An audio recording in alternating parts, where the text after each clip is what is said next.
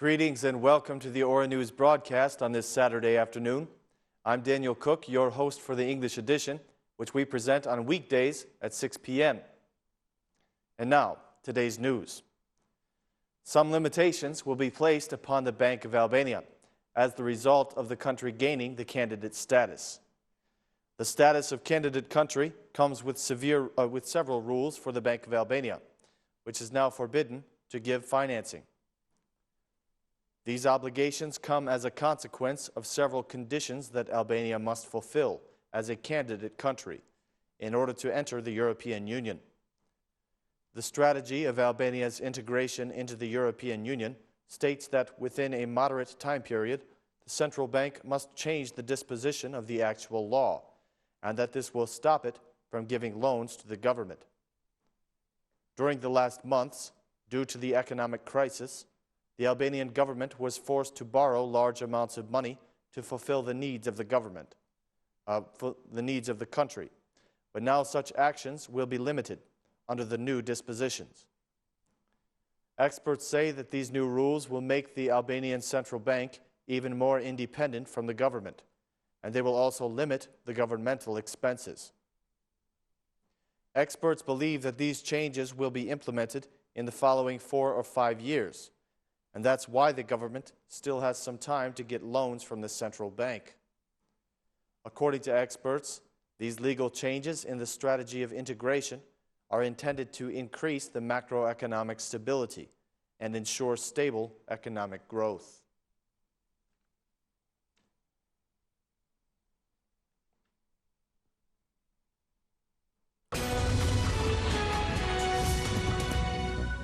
The Ministry of Agriculture has published some new regulations to govern the agro-food markets. Agro-food markets must be less than 500 meters away from inhabited areas. This order was publicized today by the Ministry of Agriculture, Rural Development, and Water Administration. This new decision will determine the way that markets operate and also their location. Based on this new decision, the Dinamo market does not fulfill this condition, since it is far away from the inhabited areas. Furthermore, the decision of the Ministry of Agriculture, Rural Development, and Water Administration states that markets must be in approved areas, close to main roads, and easily accessible. In these new instructions, the Ministry of Agriculture, Rural Development, and Water Administration has decided that markets must be located more than 1 kilometer away from contaminated or polluted areas. Markets must also have several conditions, such as fridges and non-stop water and energy supply. According to the Ministry of Agriculture, these subjects must also have a special environment for their employees.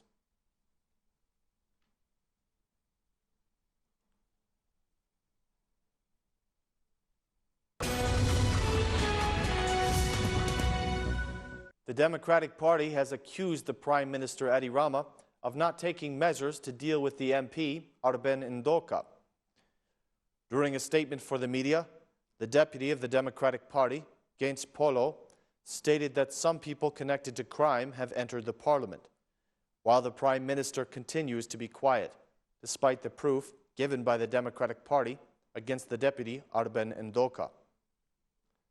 Polo had this to say: 9 days ago in the parliament, the deputy of the Democratic Party, Genç Strazimiri, was aggressively assaulted by the deputy of the Socialist Party, Arben Ndoka.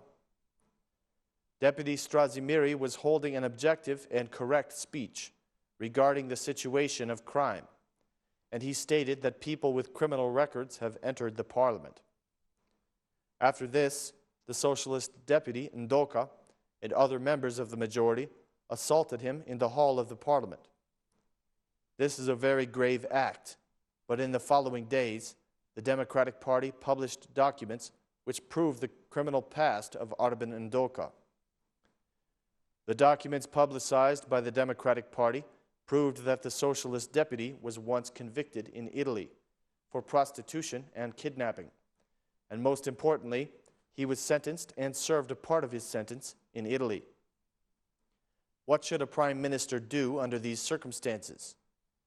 A prime minister who pretends to build Europe in here should have reacted the same day and punished the perpetrator of that violent act, stated the Democratic Party deputy Genç Polo.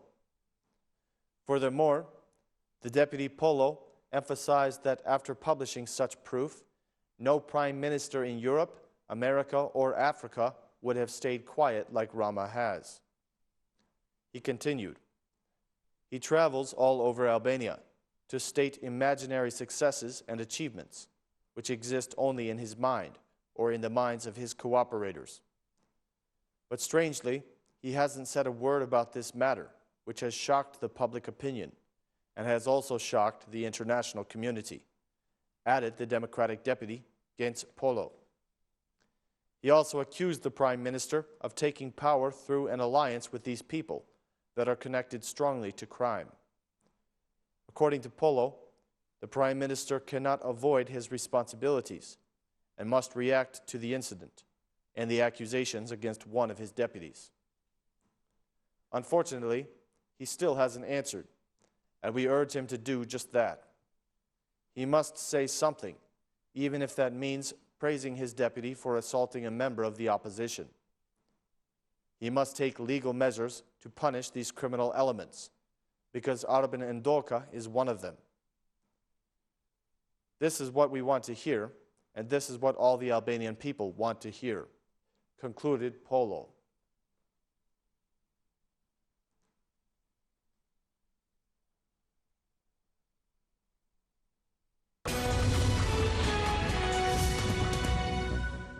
An Albanian woman and her daughter were apparently mistreated when trying to cross the border into Macedonia.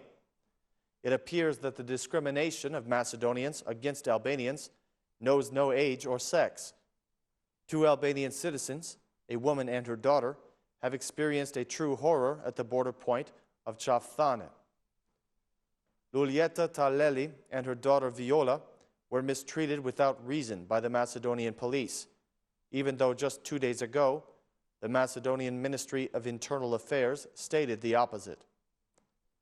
According to this ministry, these women attacked the employees of the border police, but the facts say differently. Because of the injuries I sustained, I have also received a medical certificate. The doctor has helped us, but he was surprised at the violence that was exercised against us, said Luljeta Talali. Luljeta and her daughter Viola have also requested the help of the Albanian embassy in Skopje and the help of the ombudsman. This incident happened 2 days ago after midnight, when Luljeta, 44 years old, and her 27-year-old daughter arrived at the border. After the verification of their documents, they were not allowed by the police to cross into Macedonia under the pretext that they did not have enough money to stay. During the last weeks, Albanian citizens have passively protested in Skopje against discrimination and selective justice.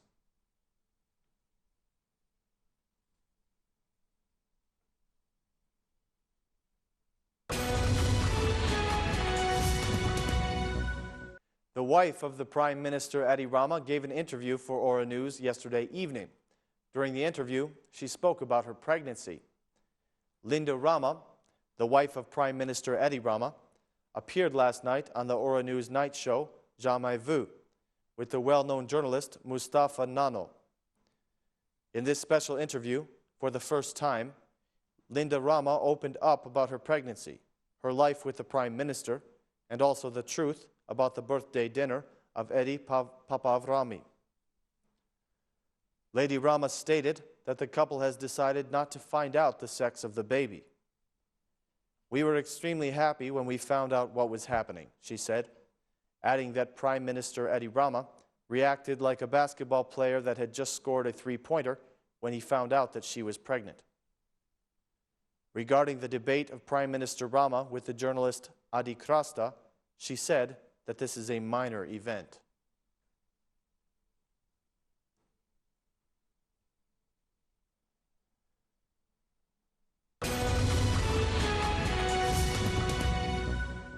A new agricultural market has been set up in the city of Elbasan, and Prime Minister Adi Rama says that it meets the European standards.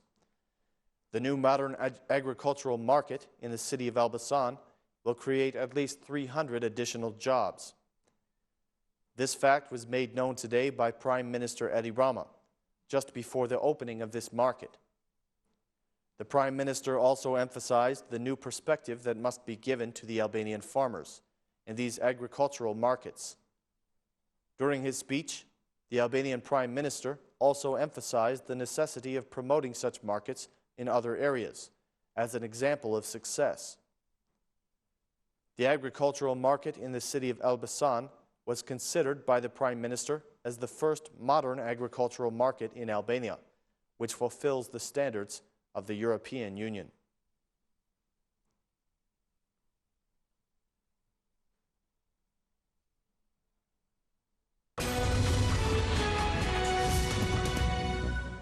The residents of Qaf Mall are not happy with the construction of a new hydropower plant in their village. The inhabitants of the village of Qaf Mall in Mirdita have once again protested and have stopped the work that is being done by a Turkish company to build a hydropower plant. The inhabitants have thrown rocks and other objects at the equipment of the Turkish company, and then they stopped the employees of this company from continuing their work. In order to normalize the situation, the police were forced to interfere, but even after this, the inhabitants of the village refused to calm down, since according to them, this is their land. The inhabitants stated that they will not allow the work to continue until they first reach an agreement.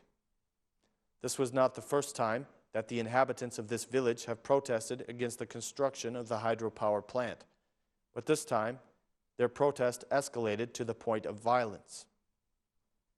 Momentarily, work has stopped, and the police are monitoring the situation in order to avoid other clashes between the inhabitants of the village and the employees of the company that is building the power plant.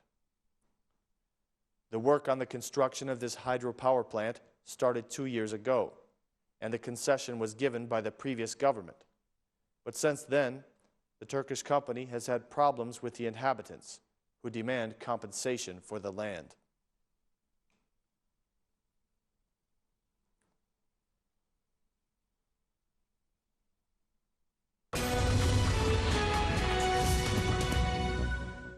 Nearly 174 people have found new employment in the first 6 months of this year, according to the Unemployment Office of Leja. The director of the Employment Office in Leja, Fatmir Delishi, stated that the programs to promote employment have led to an increase in the number of people who have found new jobs. According to the head of the Employment Office in Fier, the priorities of this office are families in need, women, young people, and the Roma community. The director of the Employment Office stated that this excellent work was made possible through the cooperation with professional schools, and according to his predictions, by September they will reopen the school in the village of Krajen, which will teach agriculture and agro-tourism. The employment market in Leja has increased the demand for employees, and of course for professionals.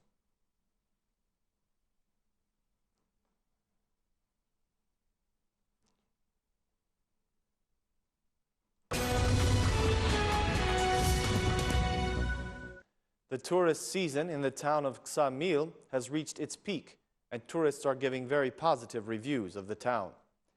The tourists have stated that they are very happy and attracted by the natural beauties of Ksamil. The beaches are now full of vacationers who enjoy the clean and fresh water. According to the experts, the city is being visited by local and foreign tourists who enjoy the nature of this town and also its conditions. During these hot summer days, Ksamil has turned into one of the most favored destinations of tourists due to its beautiful beaches and crystal water that cannot be found elsewhere. The vacationers say that the environment is extremely pleasant and that people are very friendly, so they will continue to visit this place in the coming years.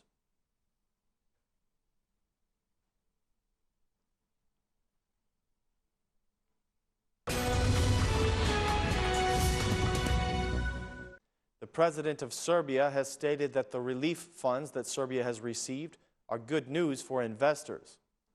The Serbian president, Tomislav Nikolic, said that the donors' conference in Brussels was successful, adding that it showed that Serbia has friends around the world and that the world trusts Serbia, which is also good news for investors.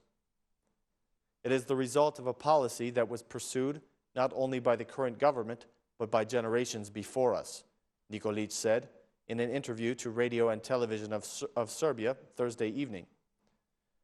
The donors' conference that was held in Brussels on July 16th gathered the representatives of 60 countries and 23 international organizations who jointly collected €1.846 billion to add Serbia and Bosnia-Herzegovina after the devastating floods that hit the two countries in May. Out of this sum, €995 million will be allocated to Serbia and €809 million to Bosnia, while €42 million have been raised for cross-border projects, mainly for the development of flood and natural disaster prevention systems. Out of the total funds raised for Serbia, €115 million are grants and €880 million are highly favorable loans. Nikolic explained that the aid does not consist of grants alone, but also loans redirected from international funds, which Serbia would otherwise not have the right to use. These are cheap loans that we have never been able to take out. They can be regarded as a gift because the loans we normally get have higher interest rates, the president said, adding that this is far more than Serbia expected. All international organizations assessing developments in the country have shown the entire world that they have faith in Serbia, Nikolic said. He underlined the EU's decision to grant Serbia €80 million as a clear sign that Serbia remains firmly on its EU track. I think that the response of other countries is also a clear sign that they understand the aspirations of Serbia to be a part of the EU without disrupting good relations with non-EU states, the Serbian president said. According to the first official report on flood damage and loss estimates, Serbia needs €1.5 billion to rebuild, said Nikolic, pointing out that the assessment was conducted in line with the international norms and accepted as realistic. A major task has been completed, but now all of us will be put to the test, the Serbian president said, adding that good organization of flood damage repair and the control of spending should be a top priority. Nikolic added that a new conference will be held in 6 months to establish how the relief funds are spent and how much more money is needed for Serbia and Bosnia to recover from the disaster.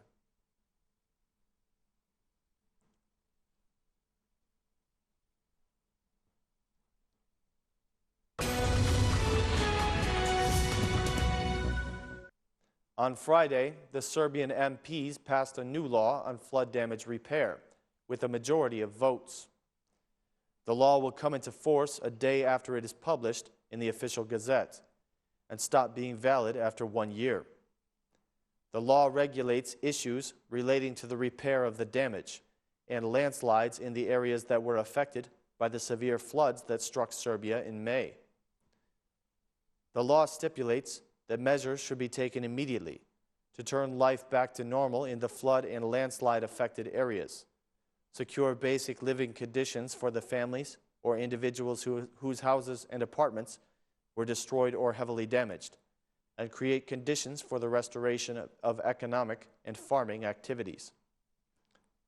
Moreover, the damage done to infrastructure facilities in the flood-hit areas need repair as well.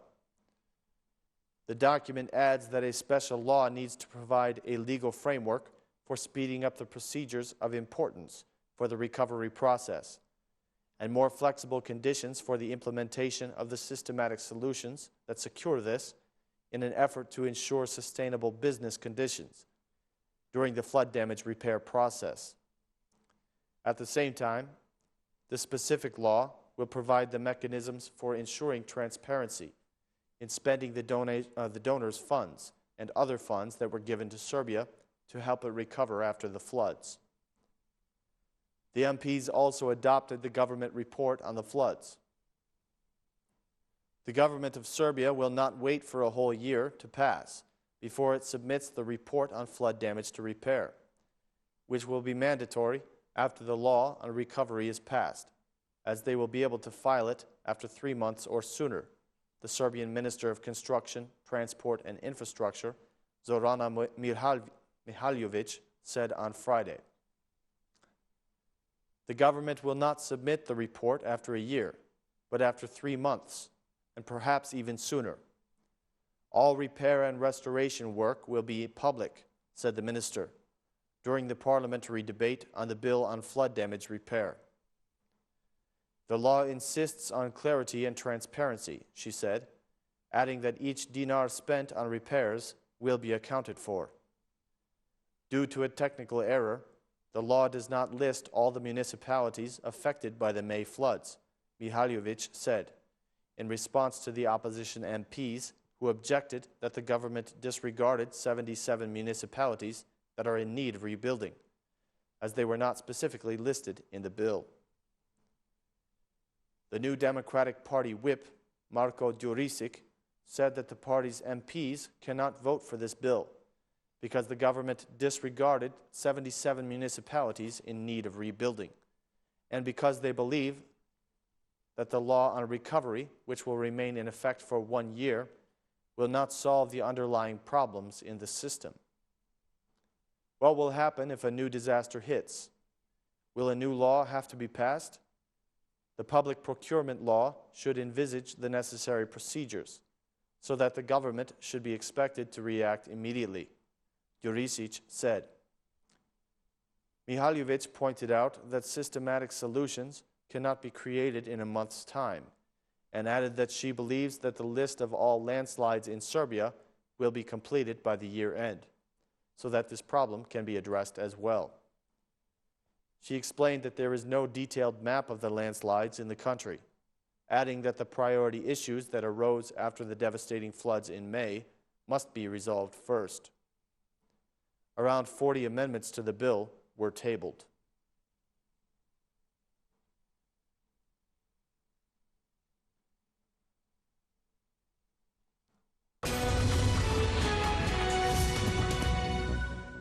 A new labor law was voted into force in Serbia, and it has drawn mixed reactions from the unions and parties.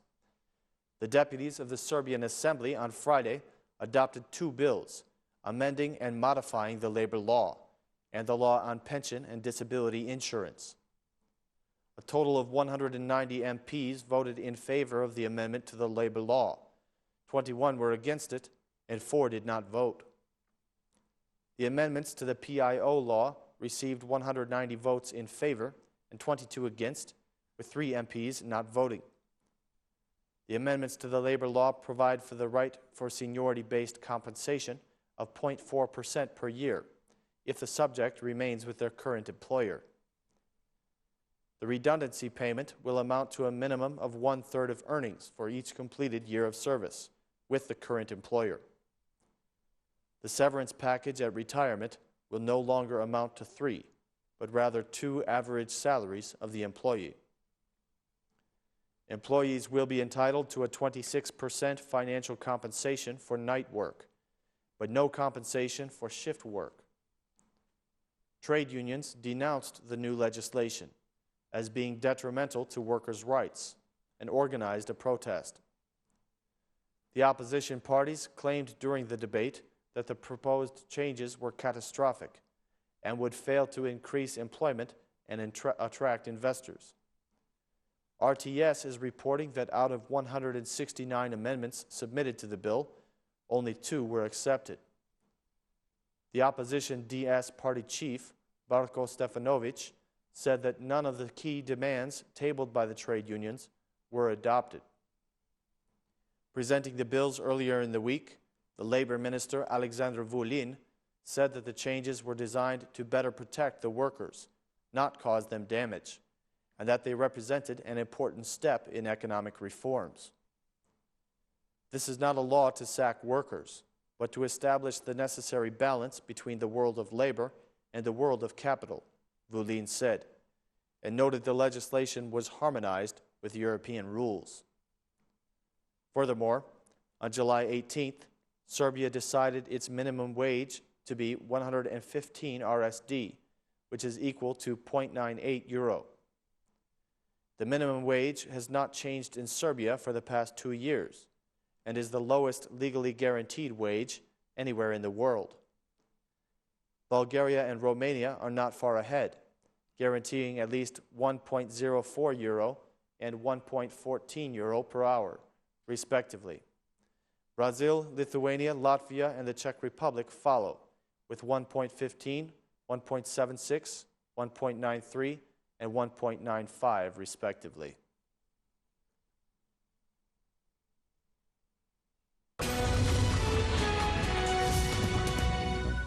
Ladies and gentlemen, that is all the news for this evening. Thank you for watching. We hope you have a wonderful weekend, and please join us again on Monday at 6 p.m. for more Albanian news in English. Thank you, and good night.